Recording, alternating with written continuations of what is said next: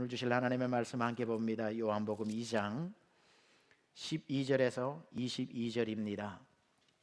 요한복음 2장 12절에서 22절인데 제가 12절에서 16절까지만 우리 같이 오늘 봉독하겠습니다. 다 함께 일어나시고요. 요한복음 2장 12절에서 16절까지 봉독합니다. 시작. 그 후에 예수께서 그 어머니와 형제들과 제자들과 함께 가버나움으로 내려가셨으나 거기 여러 날 계시지는 아니하시니라. 유대인의 유월절이 가까운지라. 예수께서 예루살렘으로 올라가셨더니 성전 안에서 소와 양과 비둘기 파는 사람들과 돈 바꾸는 사람들이 앉아 있는 것을 보시고 노끈으로 채찍을 만드사 양이나 소를 다 성전에서 내쫓으시고 돈 바꾸는 사람들의 돈을 쏟으시며 상을 엎으시고 비둘기 파는 사람들에게 이르시되 이것을 여기서 가져가라. 내 아버지의 집으로 장사하는 집을 만들지 말라 하시니. 아멘. 앉으시겠습니다. 귀한 말씀 주셔서 감사합니다. 오늘 제목을 제가 울꽃이라는 제목으로 울꽃 요한복음 강의 10번째 말씀 전합니다. 여러분 요즘 세상 보면 참 한숨 나오죠. 야, 세상이 어떻게 돌아가려고 저러나. 사건 사고 끊임없이 하루가 다르게 무섭게 아침에 일어나 뉴스를 보기도 끔찍할 정도로 세상이 이상하게 어렵게 참 돌아갑니다. 걱정이 많아요. 저런데 우리 자녀를 맡겨도 될까 싶은 걱정도 있는데, 근데 우리가 중요한 한 가지를 또 모르고 있는 게 있습니다. 우리가 세상을 걱정하고 있는 동안 세상이 교회를 걱정하고 있다는 거 아십니까? 어떤 면에 있어서 우리가 세상을 걱정하는 것보다 세상이 교회를 걱정하는 게 더 큰 근심이 될 수도 있어요. 요즘 교회가 얼마나 많이 정말 잘못 가고 있는지. 여러분, 저는 성경대로 설교를 합니다. 성경이 유쾌하게 설교를 하는 본문이면 유쾌하게 할 것이고요, 성경이 무겁게 설교하는 본문이면 무겁게 설교해야 됩니다. 그래서 오늘은 예수님이 채찍을 들고 휘두르실 만큼 무거운 메시지를 우리에게 전해주시기 때문에 제가 오늘 여러분에게는 말씀 그대로 순종해서 이 무게에 치우치지 않도록 그대로 전달하려고 합니다. 여러분이 질문 하나 드릴게요. 예수님이 만약에 재림하셔서 오늘 21세기 2016년도 2월 달에 이 세상에 오신다면 예수님이 세상을 바라보시고 한숨 쉬시고 염려되어 우실까요? 오늘날 교회를 보고 한숨 쉬시고 우실까요? 이건 2000년 전에도 마찬가지였습니다. 예수님이 이 땅에 2000년 전에 오시고 난 뒤에 저 세계에 그 권력을 주름잡았던 로마에 가서 로마야 하고 우시지를 않았어요. 빌라도의 관절을 찾아가서 빌라도야 하고 울지 않았고, 하나님 없는 헤롯 대왕의 궁전에 가서 헤로다 하고 울지도 않으셨고, 태생부터 그때까지 소위 하나님의 도성이라고 하는 하나님밖에는 없고 하나님을 최고로 모시고 살기로 결정했던 예루살렘을 보시고는 예루살렘아 하고 탄식하고 우셨던 것을 우리는 보게 됩니다. 만약에 예수님이 오늘 다시 오신다면 저 라스베가스나 할리우드를 가서 라스베가스야 하고 우시지는 않을 겁니다. 어차피 세상은 예나 지금이나 죄의 한가운데 있었는데 틀림없이 오늘날 예수님도 교회를 찾아오셔서 교회야 하고 주님이 우시지 않을까, 그렇게 생각을 합니다. 교회라고 다 예수님이 안타까워하는 건 아니고, 예수님이 찾아가셔서 우시고 탄식하는 교회는 어떤 교회냐면 전부 예수 이름으로 모였는데 그 안에 가보면 예수님이 없는 교회가 많습니다. 십자가는 보란듯이 높이 네온 사인으로 올라가 있고 최고 좋은 재료를 가지고 교회 건물은 지어놓고 제일 좋은 옷을 입은 사람들이 수천 명씩 교회에 들어가서 소위 예배라는 것을 드리고 있는데도 불구하고 주님이 나를 예배하기 위해서 모였구나 하고 반갑게 가봤는데 그들 마음에 예수님이 없더라는 거예요. 하나님이 안 계시더라는 거예요. 예수님의 마음이 얼마나 슬퍼서 그 순간에 교회야 하고 탄식하시지 않을까. 특별히 예수님 없는 교회가 어떤 교회냐면, 교회가 커질수록 예수님이 잘 안 계십니다. 작은 교회가 더 좋고 큰 교회가 나쁘다는 말 아닙니다. 그런데 희한하게도요, 저는 아주 작은 교회에서부터 중형교회에서부터 이민교회로서는 대형교회라고 하는 데까지 목회를 한 교회에서 쭉 다 거쳐보면서 정말 교회가 작을 때는요, 하나님 없이는 살 수가 없어요. 뭐 아무것도 없어요. 그래서 날마다 십자가 앞에 주님 앞에 부르짖어요. 주님 도와주세요. 주님 좀 도와주세요 하고 하나님을 자동적으로 붙잡게 되어 있습니다. 그런데 교회가 좀 커지면요, 하나님 없어도 교회가 돌아간다는 사실 아십니까? 하나님이 도와주시지 않으셔도 재정으로 해낼 수 있고, 일꾼들이 옛날에는 숨기 바빴는데 교회가 커질수록 팔 걷어붙이면서 사용해달라는 일꾼들이 곳곳에 포진해 있기 때문에 놀랍게도 주님이 하나도 안 도와주셔도 아무 문제 없이 돌아가는 대형 교회들이 오늘날 얼마나 많은지 아십니까? 그런 곳에 찾아가서 주님이 아무리 찾아봐도 내가 있는 곳이 없다, 주님이 그렇게 말씀하시지 않을까 생각합니다. 예수님은 재림주로 오실 때는 영광 가운데 심판주로 오신다는 것을 기억해야 되는데, 우리는 예수님이 재림에 오실 때에 세상을 심판하신다고 섣부르게 먼저 생각을 하는데 그렇지 않습니다. 예수님의 심판에도 순서가 있다는 겁니다. 예수님이 다시 오실 때, 왕으로 오실 때는, 천군 천사 호령하고 오실 때는 교회를 먼저 찾아오셔서 먼저 심판하십니다. 교회 안에 알곡과 가라지를 나누고, 알곡은 모아 창고에 들이고 가라지를 뽑아내어서 세상과 함께 심판하신다는 거예요. 무작정 교회라고 다 오케이 해주고 세상으로 나가서 예수님이 심판하시는 게 아니라, 교회부터 와서 교회 안에 알곡과 가라지를 나누고 가라지는 세상과 함께 심판하신다고 성경은 이야기하고 있기 때문에 예수님의 관심은 한 번도 세상이 먼저였던 적이 없습니다. 예수님의 관심은 항상 교회였고, 세상이 타락하고 세상이 죄를 짓는다고 예수님이 슬퍼 우신 적이 없어요. 그러나 교회가 타락하고 교회가 주님이 없을 때에는 예루살렘아 예루살렘아 하고 주님이 탄식하셨다는 겁니다. 단적인 예가 뭔 줄 아세요? 바로 오늘 본문입니다. 예수님이 오늘 본문에서 소위 말하는 성전 청결, 성전 정화 사건입니다. 성전을 청소하신 겁니다. 보세요, 예루살렘이 오늘 요한복음 겨우 2장입니다. 이때에 예수님께서 아까 말씀드렸다시피 빌라도를 찾아가서 멱살 잡고 네가 어떻게 내 백성을 압제하느냐고 분노해하지 않았습니다. 헤롯에게 가서 네가 유대인의 왕으로서 나 없이 사느냐고 헤롯에게 책망하지 않았습니다. 예수님이 찾아가신 것은 하나님을 가장 잘 믿는 사람들만 모여있다는 성전을 찾아가셔서 그들을 위로하시지 않고 노끈으로 채찍을 만들어서 그를 내리치면서 성전을 다 뒤집어 엎는 정화 사건을 하셨다는 겁니다. 도대체 이 예수님의 분노는 어디에서 온 것일까요? 오늘날 예수님이 교회를 오신다고 해도 똑같이 그날 그때 하셨던 것처럼 오늘날도 그렇게 하실 교회가 있고, 채찍 소리를 내는 교회가 있을 것이고, 잘했다고 박수 소리 나는 교회도 있을 텐데, 저는 우리 세미안교회가 예수님의 채찍 소리 들리는 교회가 아니라 박수 소리 들리는 교회가 되어야 할 줄로 믿습니다. 예수님이 어떤 교회를 보고 화를 내시면서 분노해야 하실까? 그 이유를 첫 번째 살펴보니까 교회가 사업장으로 바뀔 때입니다. 사업장으로 바뀔 때, 14절에 성전 안에 소와 양과 비둘기 파는 사람들과 돈 바꾸는 사람들이 앉아 있는 것을 보시고 노끈으로 채찍을 만드사 양이나 소를 다 성전에서 내쫓으시고 돈 바꾸는 사람들의 돈을 쏟으시며 상을 높으시고 비둘기 파는 사람들에게 이르시되 이것을 여기서 가져가라, 내 아버지의 집으로 장사하는 집을 만들지 마라. 교회가 복음을 팔지 않고 엉뚱한 장사꾼들이 모여 있을 때 예수님은 그것을 보시고 책망을 하신다는 겁니다. 그런데 여러분, 이 본문을 좀 이해하려면요, 이 당시 역사를 이해해야 됩니다.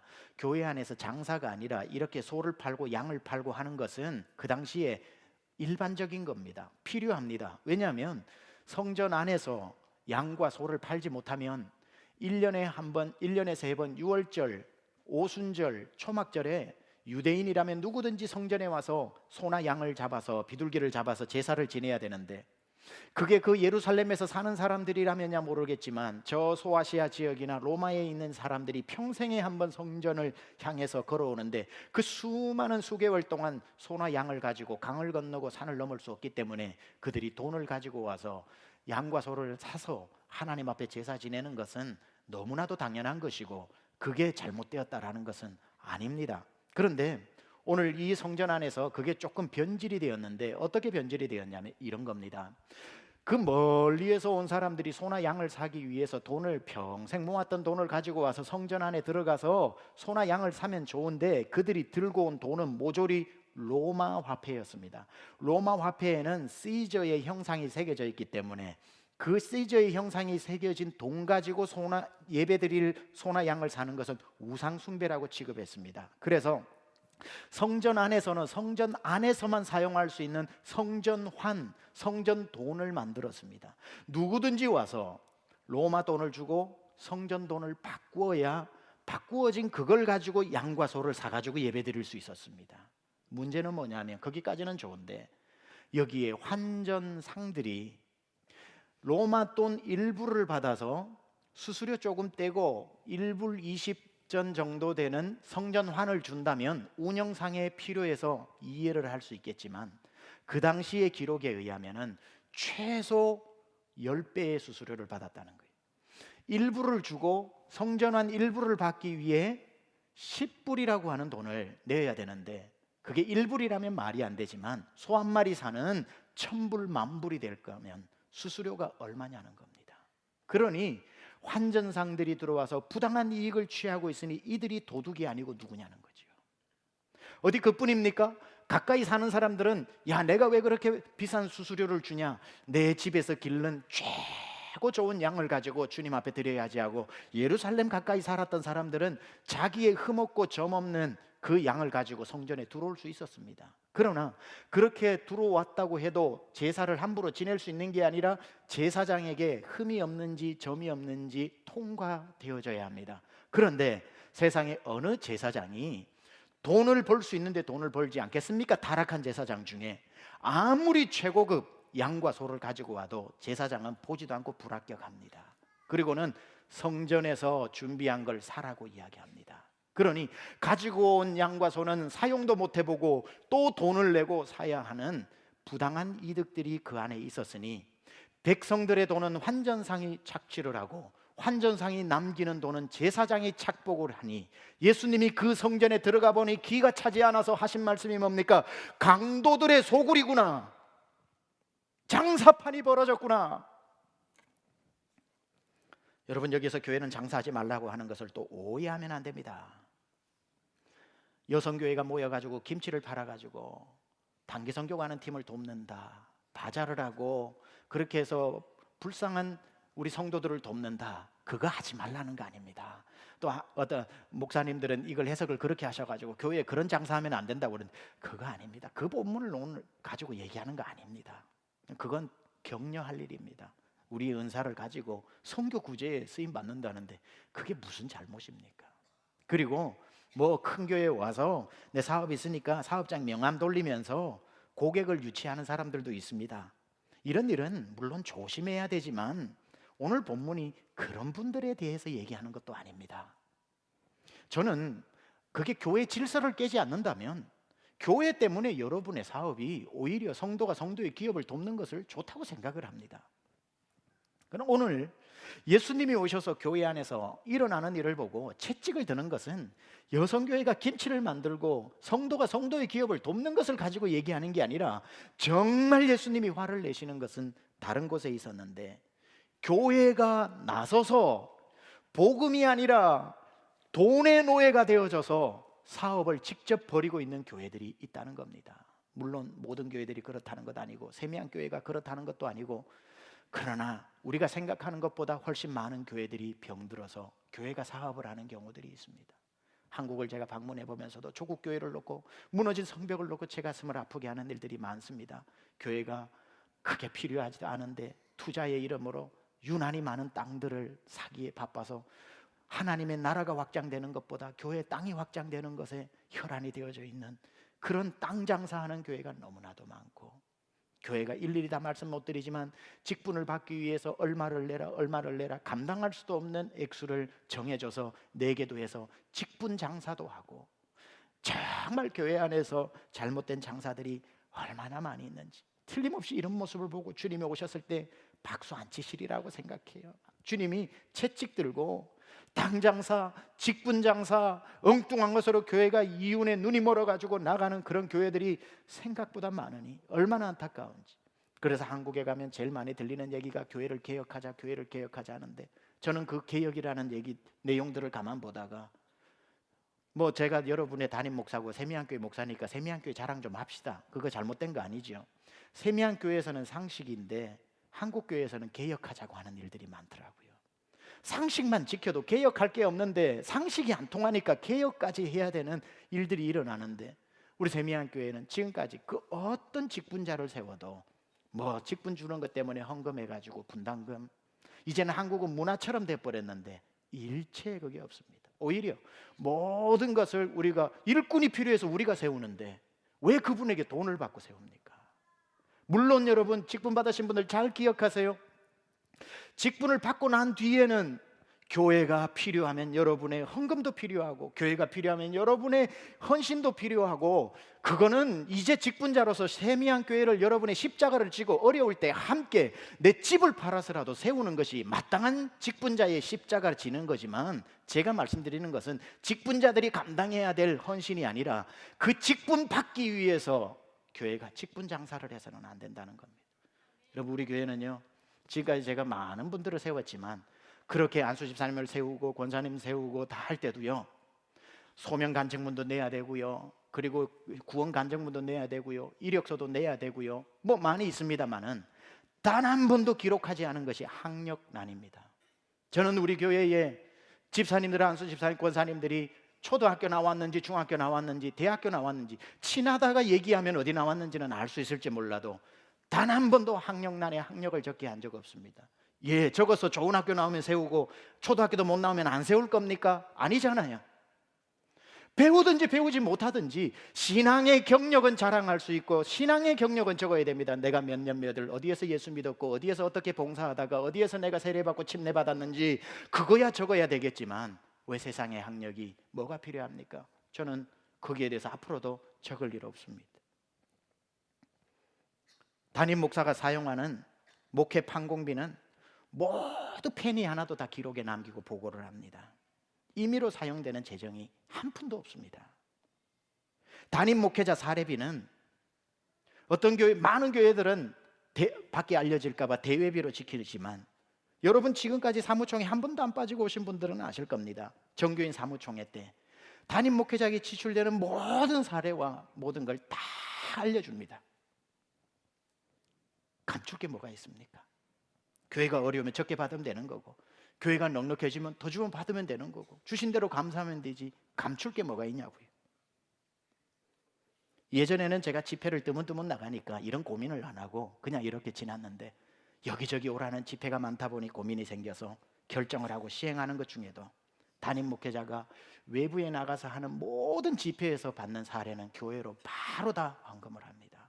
자동적으로 해놨어요. 성전은 우리가 3번이나 구입을 했지만 우리 교회 제가 아는 한 건축 헌금에 몇 년씩 작정 헌금 묶여 있는 성도 한 가정도 없습니다.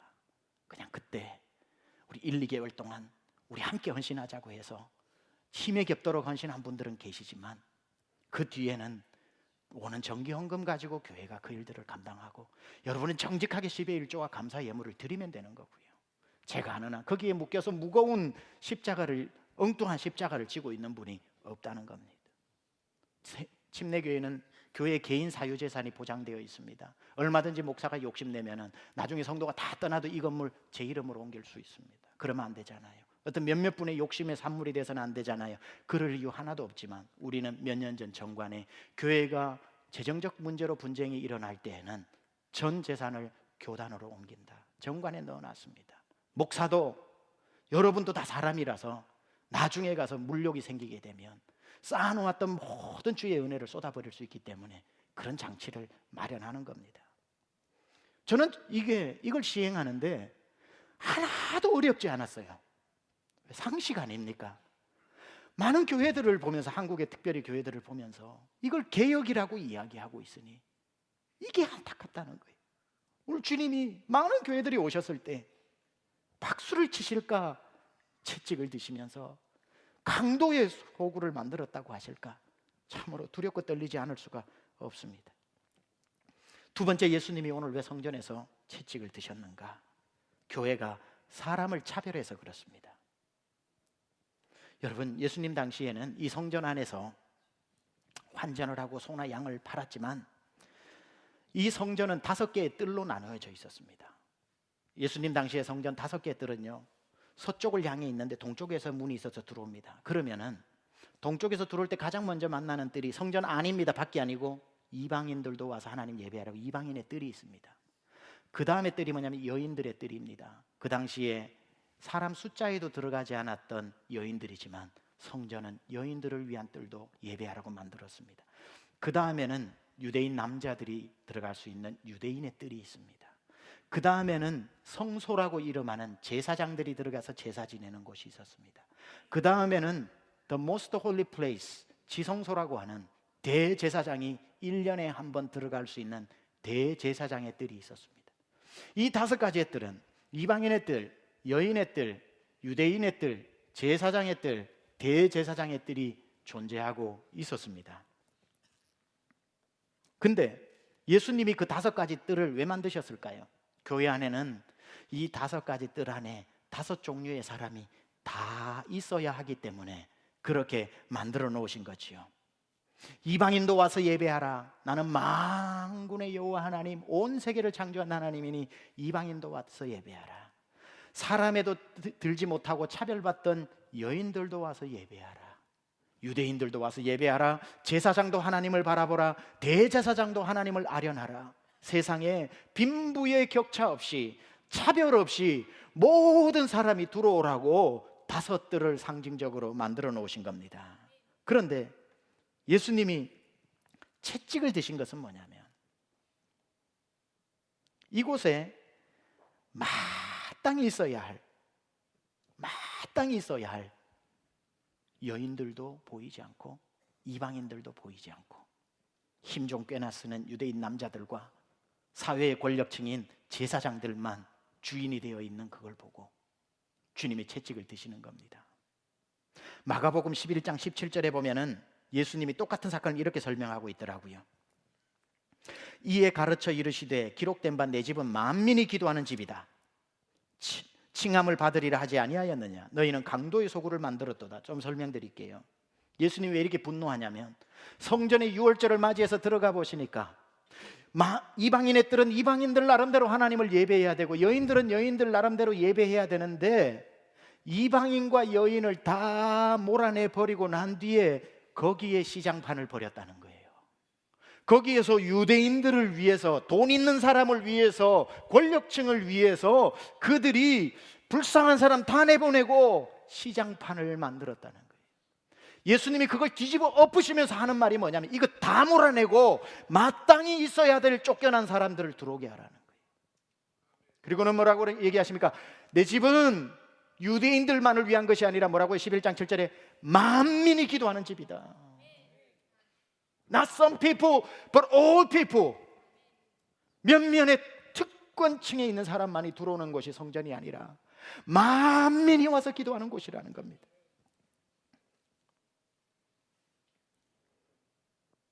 오늘날 교회도 만민이 오기 힘든 교회가 많아요. 수준에 맞는 사람들이 와야 되고 우리 교회 좀 오려면은 어느 정도 돼야 되고 조금 우리 수준에 안 맞는 사람이 오면은 벌써부터 불편한 기색을 하고 새로운 사람도 그걸 알아요. 딱 앉아보고 다음 주부터 안 와야지. 여긴 내가 있을 곳이 아니구나. 왜 그렇게 교회가 되어버렸냐는 거예요. 예수님 채찍을 드실 거예요. 전부 교회마다 수준이 있고 차별을 하고 다 나누어서 우리 교회에 올라고 치면은 어느 정도 돼야 된다고 만민이 올 수 있는 곳이라고 했는데 마틴 루터 킹 목사님이 유명한 말을 했죠. 전 세계에서 가장 차별이 심한 시간이 언제냐? Sunday 11o'clock이다 그랬습니다. 주일 11시에 전 세계에서 가장 차별이 심한 시간이래요. 그때가 다 수준 맞는 사람들끼리 모여서 예배한다고. 저는 우리 교회 매우 건강한 교회고 그걸 위해 목회해 왔지만 그래도 또 돌아보고 또 돌아봅니다. 혹시 우리 교회에 옷 잘 입은 분들은 있는데 예수님이 없는 교회는 아닌가? 사람을 이유 없이 차별하는 교회는 아닌가? 첫 저도 모르는 사이에 저 혼자만 건강하다고 착각하고 있는 건 아닌가?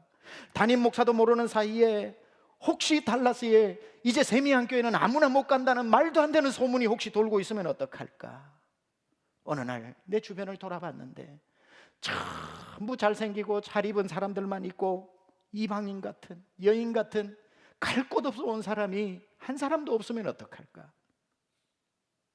예수님이 혹시 들어오시자마자 주위를 휙 둘러보시고는 이방인들은 어디 있느냐? 연약한 여인들은 다 어디 갔느냐? 혹시 강대상을 둘러 엎으시지는 않을까? 여러분, 제 말을 또 오해하시면 안 됩니다. 교회는 그러므로 여인과 이방인들만 있어야 된다는 뜻 아닙니다. 말씀드렸죠. 만민이 있어야 된다고. 교회는 똑똑한 사람도 있어야 똑똑하지 못한 성도도 도움을 얻을 수 있고, 교회는 부자도 있어야 정말 어려운 사람도 도움을 얻을 수가 있고, 교회는 사회적 영향력이 있는 사람도 있어야 그 힘이 필요할 때 도움을, 서로가 형제가 형제를 도울 수 있기 때문에 교회는 연약한 사람들만 모였다고 건강한 교회라고 해서도 잘못된 것이고, 내노라하고 이름하는 부자가 있다고 저 교회는 권력에 눈이 먼 교회라고 착각해서도 안 되고, 교회는 5개의 뜰이 다 찬송하고 예배하고 서로의 뜰을 다 높은 담을 쌓아놓는 게 아니라 대제사장도 이방인의 뜰에서 함께 춤추다가 그들 데리고 제사장의 뜰로도 들어갔다가 다 너와 나 없이 모든 뜰이 하나님 앞에 만민이 예배하는 그런 곳 되어야 할 줄 믿습니다. 한 사람도 들어와서 불편하지 않는 교회, 그냥 들어오면 사람 안 보이고 주님만 보이는 교회, 좋은 옷 입고 와도, 여러분 좋은 옷 안 입어봐서 모르십니까? 좋은 옷 입은 분들 얘기 들어보니까 자기만 좋은 옷 입고 있으니까 너무 불편해서 못 나온다는 분도 있어요. 우리 교회는요, 그것도 역차별입니다. 좋은 옷 입고 와도 불편하지 않은 교회로 만들어줘야 됩니다. 여러분이 옷을 보지 않고 그 영혼의 허전함을 보고 안아줄 수 있으면 돼요. 남루한 옷을 입고 온 사람은 또 못 오는 사람이 있어요. 이런 옷 입고 어떻게 하냐고, 덜덜거리는 차를 몰고 어떻게 오냐고. 그런 분도 불편하면 안 돼요. 옷을 보지 말고 그 심령의 안타까움을 보고 안아줄 수 있으면, 좋은 옷 입고 와도 편안한 교회, 남루한 옷을 입고 와도 편안한 교회, 배웠다고 불편하지 않고, 못 배웠다고 주눅들지 않고, 가졌다고 교만하지 않고, 못 가졌다고 열등감이 없고, 오면 열등감도 사라져버리고 교만도 녹아지고 다 사라지고 주님만 보여지는 교회, 모두가 주님 예배하느라 편안하고 모든 뜰이 웅성웅성 왁작지근한 잔치집 같은 교회. 그래서 예수님의 채찍 소리가 휙휙 나는 교회가 아니라 박수 소리가 나는 교회가 되어야 할 줄 믿습니다. 저는 말씀을 정리하면서 오늘 예수님이 참 마가복음 11장 17절에 똑같은 사건에서 왜 성전이라고 하는 고정관념에 다른 데피니션을 내리셨을까? 성전은 예배하는 곳인데요, 물론 이사야서의 말씀을 인용하신 것이지만 예수님이 성전을 둘러 엎으시면서 성전이 모름지기 뭐라고 말씀하셨냐면, 만민이 예배하는 곳이라고 해야 정석인데 만민이 기도하는 곳이라고 말씀하고 있어요. 저는 여기에 큰 의미가 있다고 생각해요. 여러분, 우리는 무슨 형편에 있든지 하나님을 예배해야 되는 건 사실이지만, 예배할 수 있는 사람, 예배하기에 기분이 뭐한 사람, 이런 사람이 있을지는 모르겠지만, 제가 살고 제가 만나보니까요, 이 세상에 기도 제목 없이 사는 사람은 아무도 없더라고요. 아무리 다 가져도, 제가 몇 년 전에 한국을 나갔다가 대한민국에서 탑 클래스의 골프장 회장을 만나서 같이 식사를 부부가 했습니다. 세상을 다 가진 부부예요. 제일 좋은 뚝배기에 육개장이라면서 만들어서 저랑 함께 간 목사님 2분을 대접을 하는데, 얼마나 그 서해안이 다 내려다 보이고 그 골프장이 쫙 보이는 윈도우에서 감히 제가 가서 식사를 했습니다. 다 먹고 난 뒤에 그 부부가 눈물을 뚝뚝 흘리면서, 저보고는 아니고 제 옆에 있는 목사님이 담임 목사님이었으니까, 목사님 막 우는 거예요. 내일이면 우리 집 나가야 돼요. 내일까지 200억 안 채워지면 다 나가야 돼요. 저는 그때 알았습니다. 큰 부자는 큰 걱정이 있고 작은 부자는 작은 걱정이 있고 세상에 걱정 없는 사람 없구나. 여러분, 부자들이 문을 열고 들어와도 와, 돈 있나 보네, 돈 생각하지 말고요, 그 마음 속에 주님을 갈망하고 있는 마음을 볼 줄 알아야 그게 건강한 교회입니다. 부자라고 왜 왔냐고 내쳐서 부자가 불편한 교회도 그것도 안 건강한 교회예요. 가난한 사람이 왔다고 별 뭐 얻을 거 없다고 냉대하는 교회는 채찍에 맞게 될 겁니다. 살다 보니까요, 부자도 기도 제목 있고 대통령도 기도 제목 있고 하루 벌어 하루 먹어 사는 사람도 기도 제목이 있으니 예수님이 그걸 아시고, 예배야 기분 좋을 때 하는 사람이 있고 기분 안 좋을 때 안 하는 사람이 혹시 있을지는 몰라도 주님도 그거예요. 이 세상 만민이 기도 제목이 있고 쫓아낸 이방인도 기도 제목이 있고 못 들어오는 여인도 그 아픔에 서름이 있는데 만민이 와서 기도하게 하라. 내가 만민의 기도를 듣겠다. 교회가 뭡니까 여러분? 교회가 와서 여러분 뭐 하는 곳입니까? 자랑하는 곳입니까? 성공을 자랑하는 곳입니까? 누구도 알지 못하고 나만 아는 거 기도하는 곳 아닙니까? 숨 쉬는 사람은 다 기도가 필요한 거죠. 교회는 세상의 삶 살아보겠다고 바둥바둥거려도 살 길이 없어서 내 힘을 다 소진하고 이제는 막다른 골목 인생에 주님밖에 없어서 교회 와서 엉엉 울면서 기도할 수 있는 곳 돼야 되는 거 아닙니까? 주님 앞에 나와서 천부여 의지 없어서 손들고 옵니다. 주 나를 박대하시면 나 이제 어디 가리까 하고 주님이 나의 마지막 소망이라서 와서 기도하는 곳 아닙니까?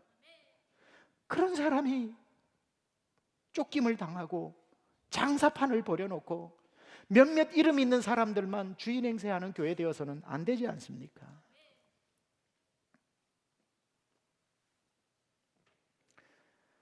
제가 언젠가 몇 번 이 동시를 하나 읽으면서 마음이 먹먹해지다가 눈시울이 뜨거워진 아주 짧은 시가 하나 있습니다. 김환영 시인의 오늘 제목인데요, 제 설교 제목 울꽃이라는 겁니다. 그게 이래요. 할머니 어디 가요? 예배당 간다. 근데 왜 울면서 가요?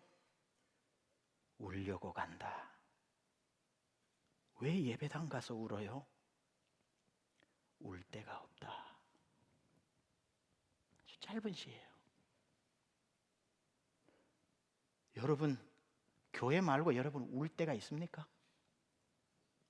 세상에서 여러분 힘들어가지고 가정에서 가도 내 맘 몰라줘서 여성분들 운전하고 한번 어디든지 가봐야 하고 달라서 나와보니까 갈 데가 있던 거예요. 참 부끄러운 이야기지만, 진짜 부끄러운 이야기지만 저희 부부도 옛날에 한번 싸워가지고 저희 집사람이 집을 나갔습니다. 안 들어오는 거예요.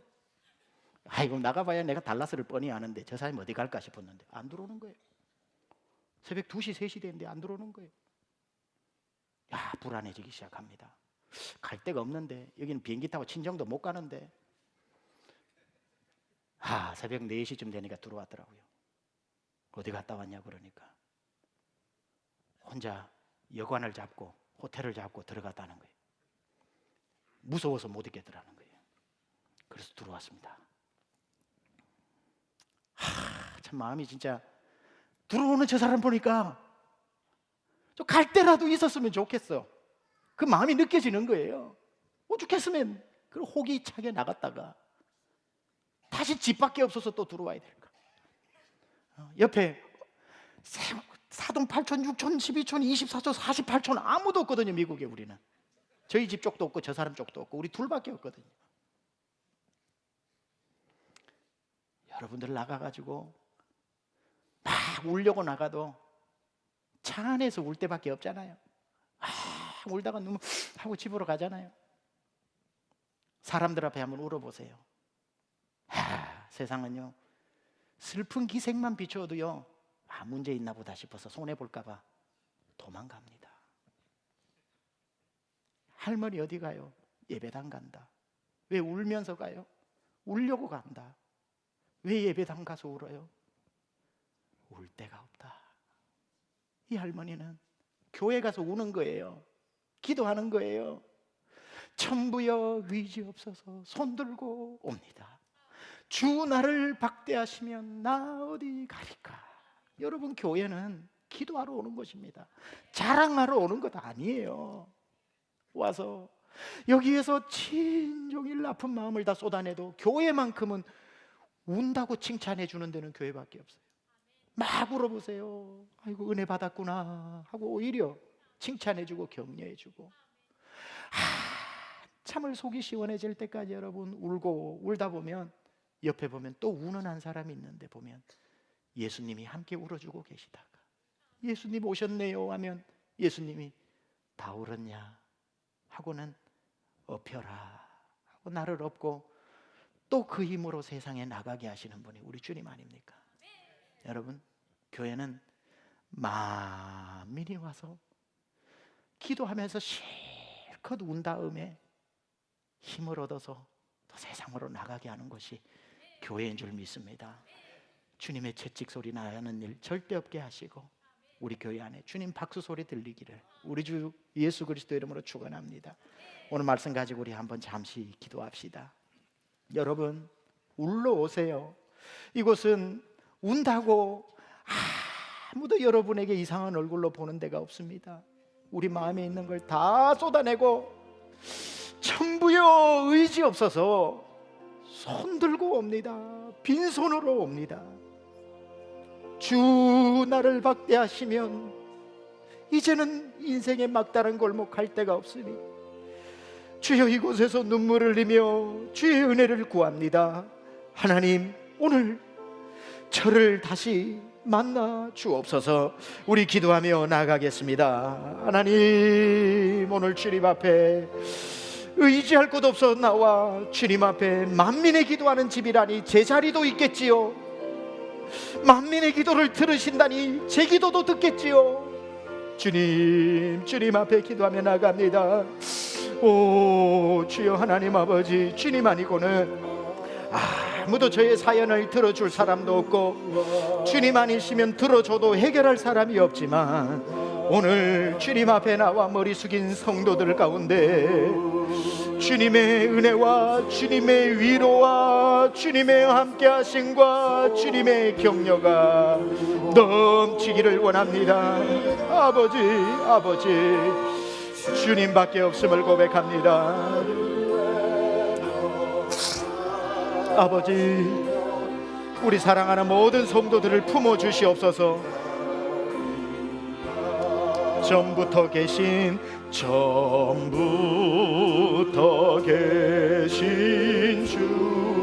주께서 영주를 죄인을 보혈로 구해 주시니 그 사랑 한없네. 내 죄를 씻기 위하여 피 흘려 주시니 곧 되게 하는 마음으로 주 앞에로 나 예수 의지함으로 나 예수 지함으로 큰 권능 받아서 주님께 구한 모든 것 들었겠습니다.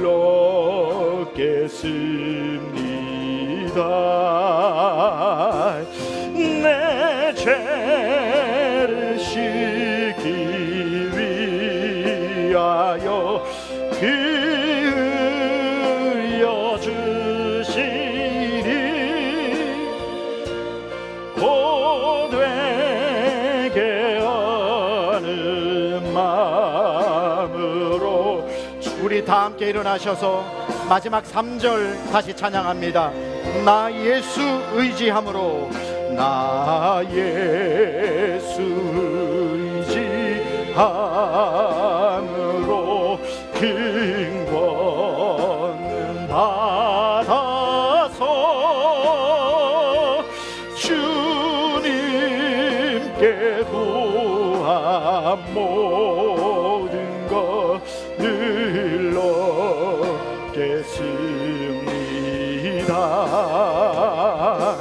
내 죄를 씻기 위하여 흘려주시니 고되게 하는 마음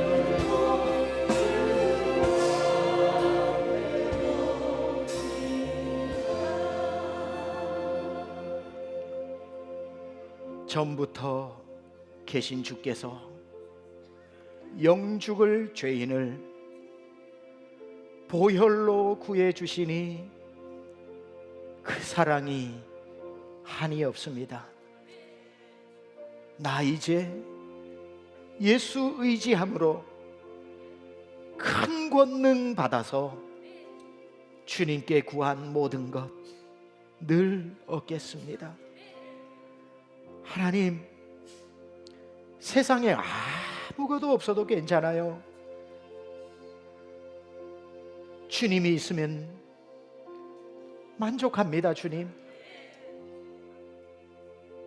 세상에 누구 한 사람 찾아가서 울 곳이 없어도 저 이제 괜찮습니다.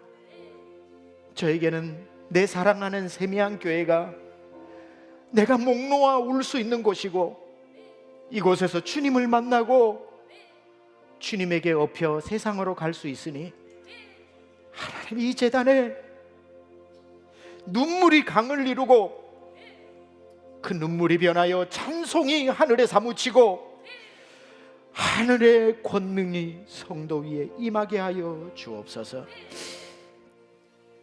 이제는 우리 주 예수 그리스도의 은혜와 하나님 아버지의 놀라우신 사랑하심과 성령님의 감화감동 내주교통 역사하심이 이곳에 모인 만민, 우리 저 유스부터 우리 저 어르신들까지 모두 하나님만 바라보고 찬송하고 주님께 예배하며 살기로 결단하고 다짐하고 은혜 받고 돌아가는 사랑하는 심령들 머리머리 위에 지금부터 영원토록 함께 하옵시기를 간절히 축원하옵나이다.